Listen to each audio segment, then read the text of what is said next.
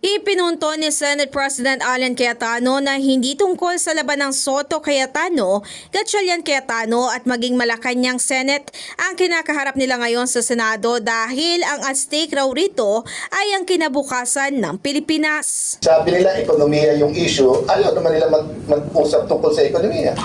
Sabi nila impartial daw yung trial, kailangan impartial. O may nakita na ba kayong partiality sa amin?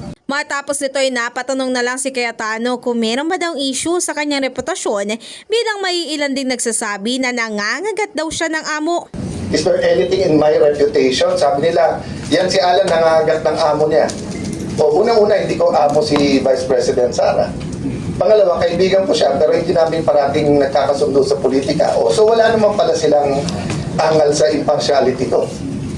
Sa ngayon bilang tila may dalawang liderato sa Senado, ang Black ni Cayetano at ang New Majority Black ay dinina naturang senador na patuloy niyang igigiit ang kanyang kapangyarihan bilang Senate President.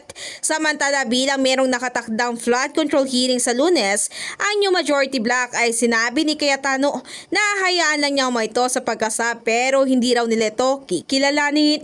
In the heart of changing lives, ako si Brigada Ann Cortas ng 105.1 Brigada News FM Manila, the Music News Authority.